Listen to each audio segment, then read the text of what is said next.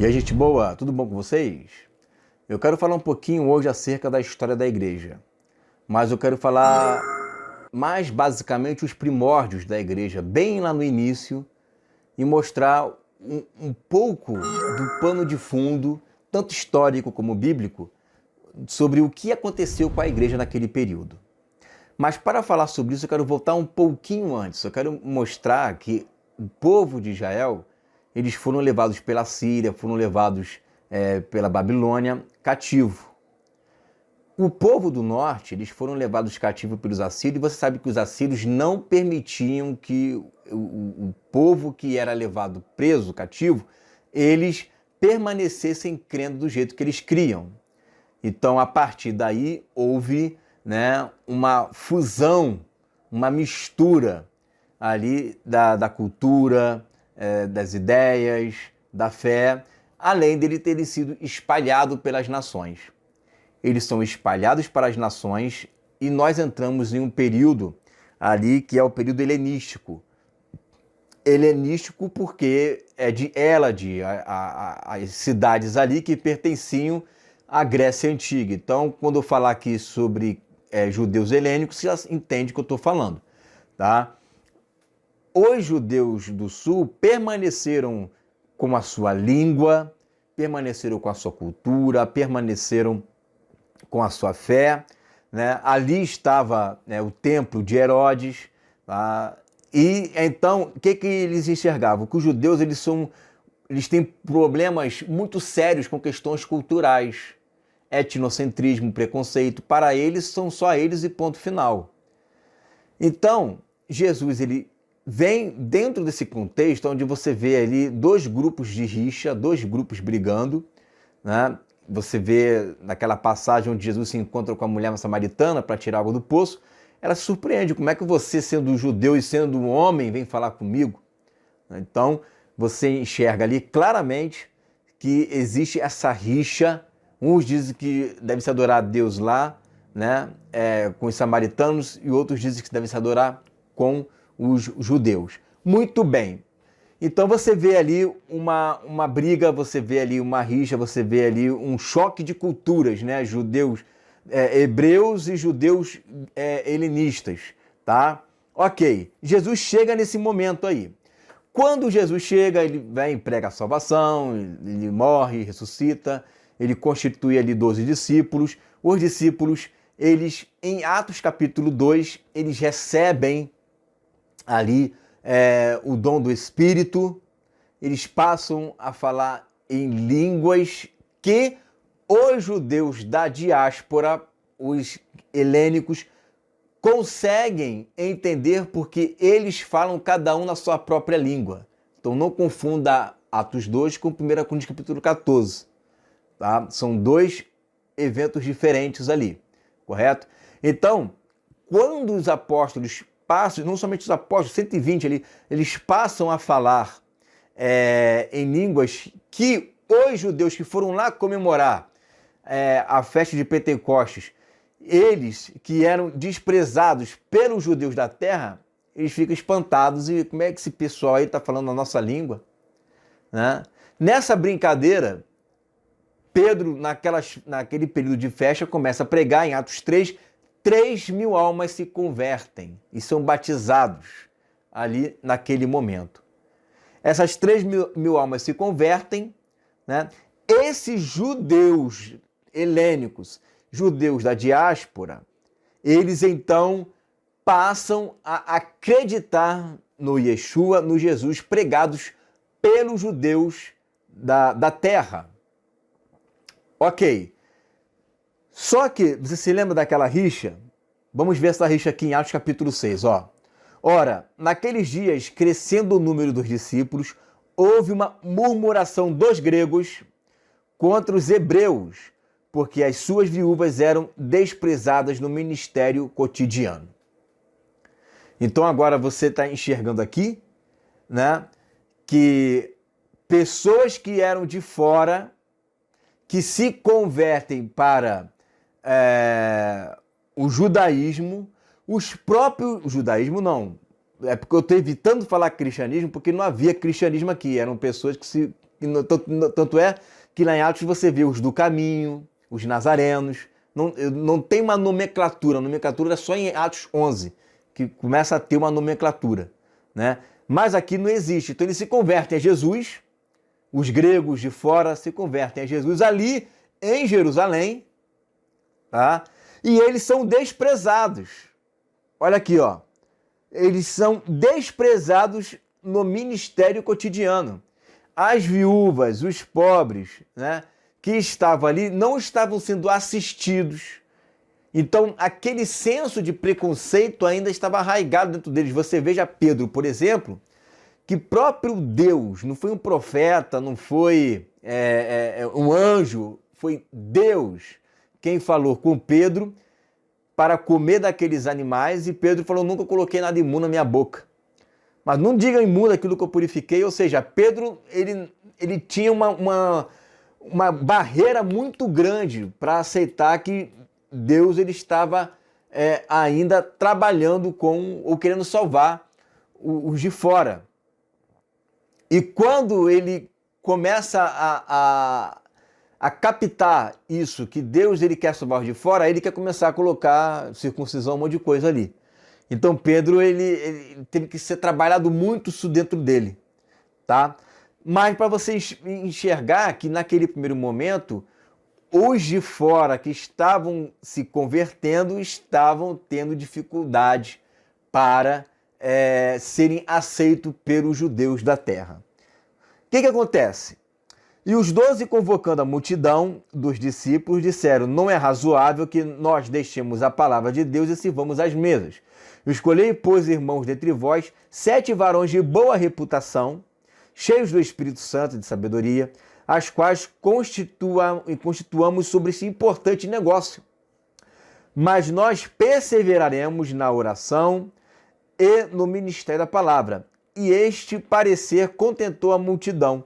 Elegeram Estevão. Estevão, ele tem um nome grego, Estéfano, tá? Então Estevão já começa aqui, ele levantar pessoas que não são judeus da terra. Homem cheio do Espírito, homem cheio de fé e do Espírito Santo. Filipe já, segundo a tradição, ele era assim um israelita, tá? E Prócoro, Nicanor, agora começa só a vir, né, judeus helênicos. Prócoro, Nicanor, Etimão e Pármenas. Mas aí você vê um que realmente não é judeu, não é nada, tá? Mas ele, Nicolau, era um prosélito de Antioquia, tá? Então você vê ali no meio dos 7 um judeu da terra, judeus helênicos, e você vê também um de fora. Muito bem.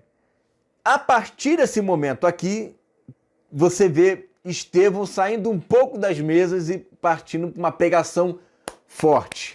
E quando Estevão começa a pregar forte, ele começa a pregar contra o templo. Para esses judeus que estavam ali se convertendo a Jesus, era muito mais fácil entender essa questão do templo. Por quê? Porque como nós vimos, eu não cheguei a ler aqui para você, mas eu vou ler aqui agora esse texto, inclusive deste livro aqui, ó, A Era dos Mártires, de Justo Gonzalez. É um livro muito bom, na verdade é um combo aí de 10 livros, tá? E este é o primeiro, vai desde a igreja primitiva até a reforma, tá? Então aconselho você a comprar, você que gosta de história, tá? Olha o que Justo Gonzalez vai dizer, ó. O judaísmo na dispersão. Como já assinalamos anteriormente, durante os séculos que precederam ao advento de Jesus, houve um número cada vez maior de judeus que viviam fora da Palestina. Alguns desses judeus eram descendentes dos que haviam ido ao exílio na Babilônia e, portanto, nessa cidade. Como em toda a região da Mesopotâmia e Pérsia, havia fortes contingentes judeus. No Império Romano, os judeus se haviam espalhado por diversas circunstâncias. E já no século I, as colônias judaicas em Roma e em Alexandria eram numerosíssimas. Em quase todas as cidades do Mediterrâneo Oriental, havia pelo menos uma sinagoga. Cada cidade uma sinagoga, né? No Egito, chegou-se até a construir um templo por volta do século VII a.C. Olha aí, na cidade de Elefantina. E houve outro no delta do Nilo, no século II a.C. Mas, em geral, esses judeus da dispersão, ou da diáspora, pois assim lhes chamou, não construíram templos nos quais podiam oferecer sacrifícios, mas antes sinagogas nas quais estudavam as Escrituras. Então, no delta do Nilo, em Elefantina, foram construídos templos ali, mas não eram templos nos mesmos moldes, com sumo sacerdote, não tinha nada disso. Era apenas um local onde eles se reuniam, é onde começou a se criar as sinagogas, né? Essas sinagogas, elas eram no formato de culto que nós vemos hoje. Por isso, Paulo não teve dificuldade ao chegar lá nessas cidades e já manter o que já existia, que era o quê? Um culto onde você vê ali, né, todo um cronograma de louvor, né, de adoração. A única questão, o único problema é que, até então, essas sinagogas com formato e caráter judaico, né, não admitiam vozes de mulheres nem vozes de criança. Apenas um homem poderia falar. E daqui a pouquinho eu vou falar um pouquinho sobre isso, tá? Bom, olha que interessante que aí Estevão ele começa a pregar. E por que eu li esse texto? Porque Estevão ele tem uma mente que consegue captar melhor a mensagem de Jesus, porque Jesus ele vai pregar contra o templo e vai dizer que o templo ele vai ser destruído, tá? Então, para os judeus da terra, falar sobre a destruição do templo e falar sobre a mudança da lei de Moisés, que na verdade Estevão não disse que ia mudar a lei de Moisés, e nem disse que queria destruir o templo, mas foi uma mentira que disseram, deturpando a mensagem de Estevão, porque o que Estevão está querendo dizer é que Deus não habitava mais em templos feitos por mãos humanas, né? E aí ele começa a entender a mensagem de Jesus, por quê? Porque ele é um judeu da diáspora e ele não precisou de templo para poder adorar Jesus, ou melhor dizendo, ao seu Deus. Então ele consegue compreender melhor, ele capta melhor. Os judeus da diáspora conseguem captar melhor essa mensagem, porque eles passaram a vida inteira adorando a Deus e tendo o seu culto, e sendo fiel e guardando os mandamentos, sem a necessidade de estar frequentando ali um local, né? Em contrapartida, você vê judeus convertidos a Jesus tendo a necessidade de estarem ali. Agora, o fato de ele não estar frequentando aquele templo de Jerusalém não tirava as características das hierarquias, do respeito, do culto, que era a prática dentro das sinagogas.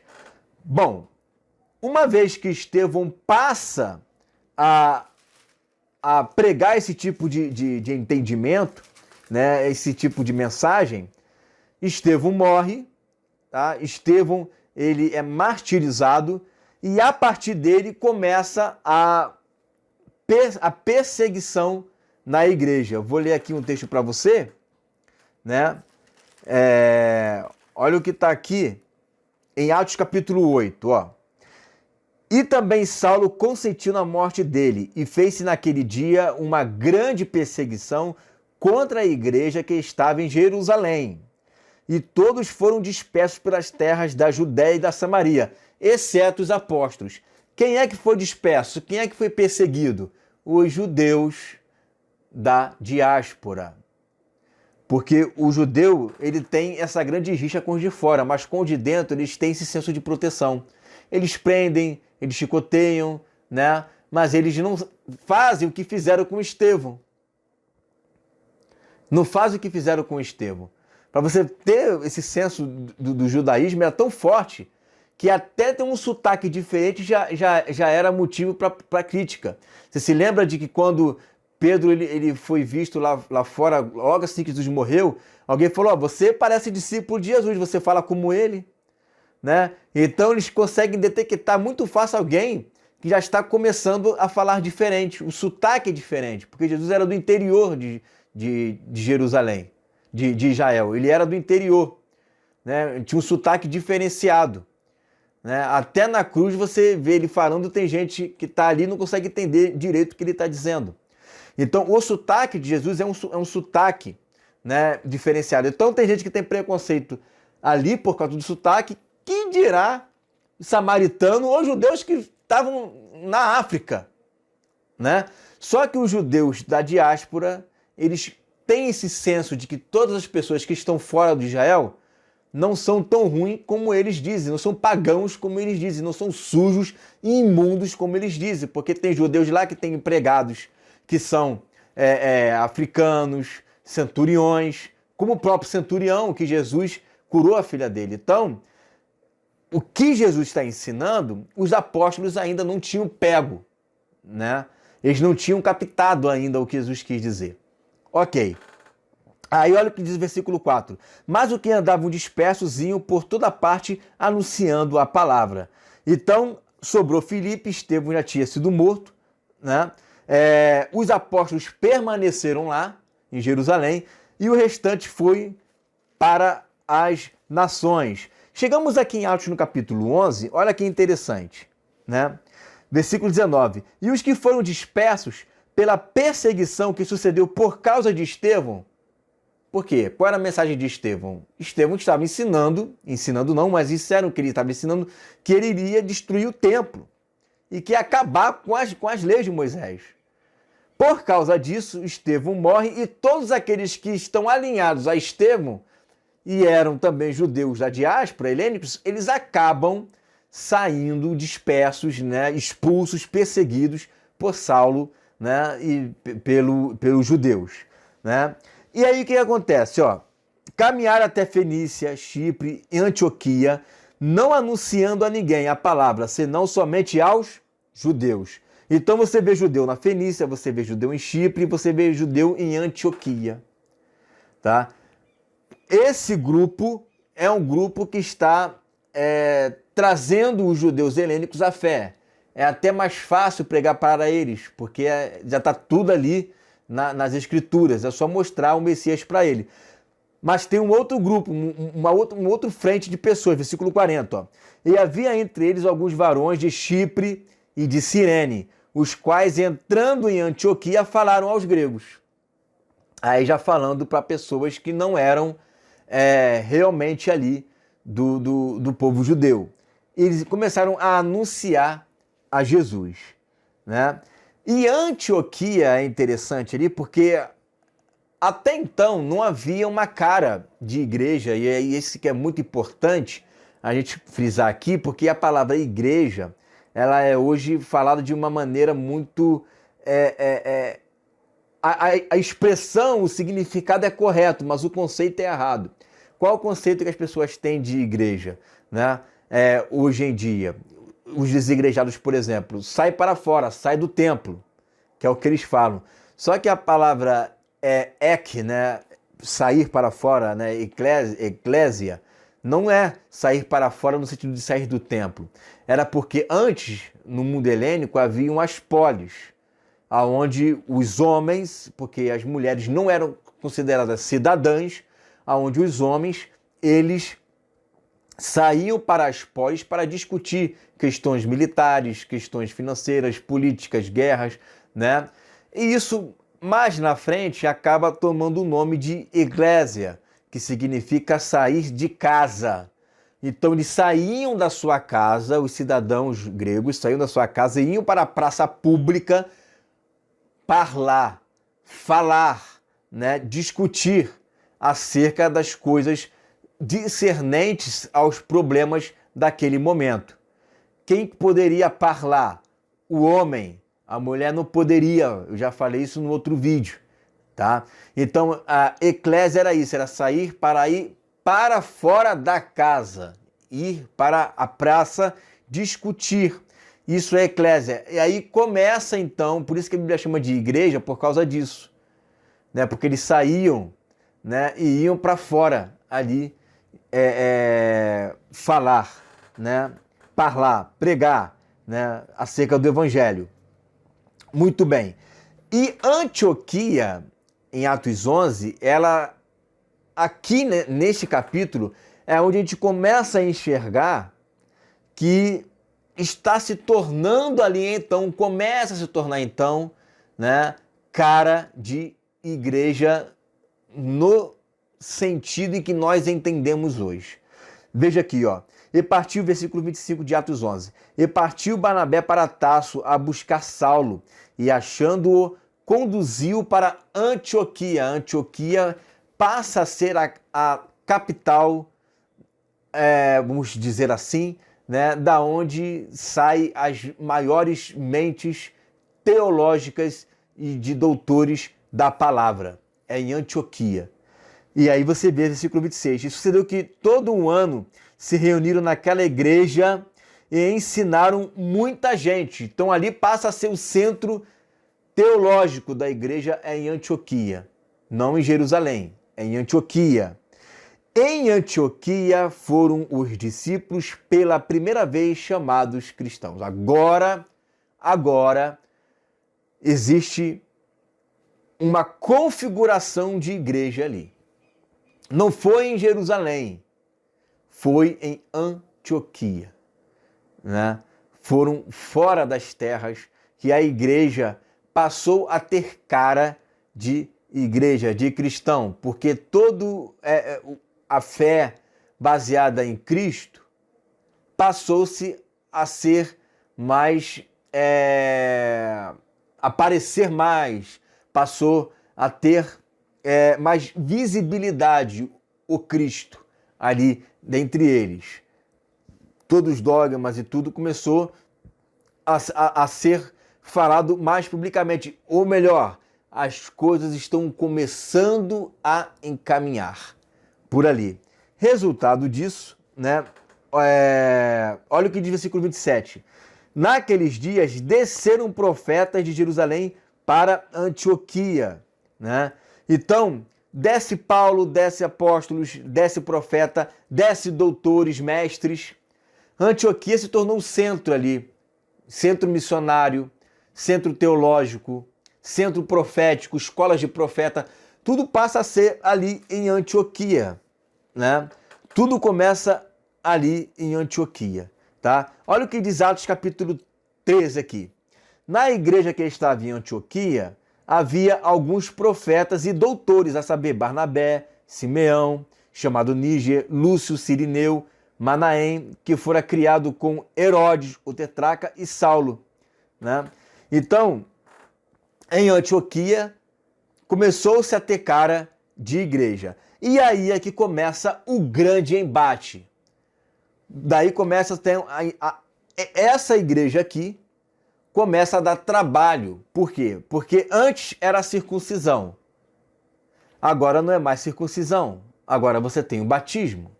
O batismo anula a circuncisão. Lembra-se que essas igrejas aqui são igrejas de judeus helênicos, que estão convertendo gregos, que não estão frequentando um templo, mas eles frequentam casas. E nessas casas, eles têm a sua hierarquia, têm os seus bispos, né? Eles vão em sinagogas, tá? Então, é importante frisar isso, porque a gente vai ver ali escrito em Atos que eles se reuniam nas casas, nos lares. Paulo ia na sinagoga disputar ali, né, com os judeus. Então, na verdade, o que o texto está dizendo é que o que havia lá no templo deixa de ser no templo e passa a ser nos lares. E eles se reuniam quase que todos os dias. Para quê? Para ceiar. Que a ceia vai trazer uma confusão muito grande para os judeus da terra convertidos a Jesus.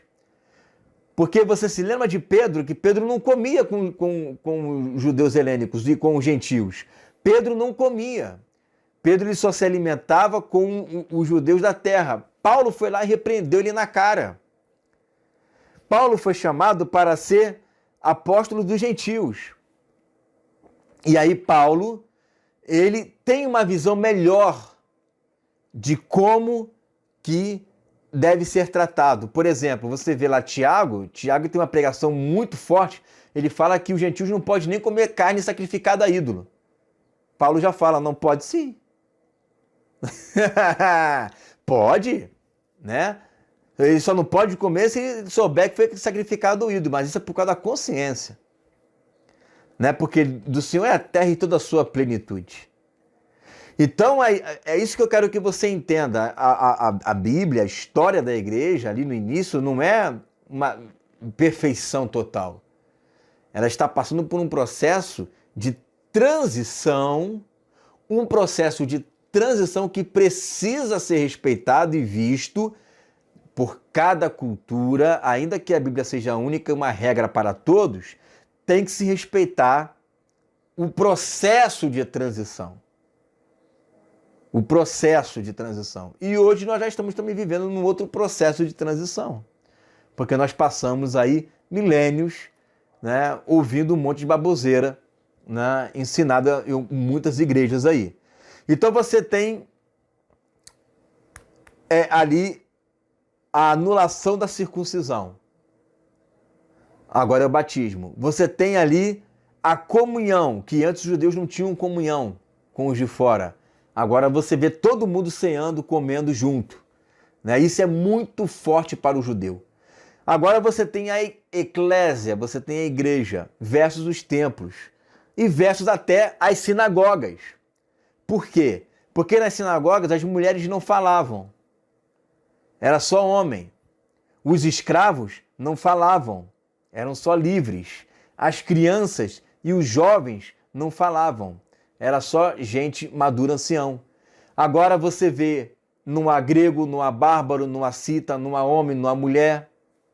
Todos são um em Cristo. Agora Paulo está trazendo esse choque cultural. E é esse tipo de mensagem que atrai os pobres. Por quê?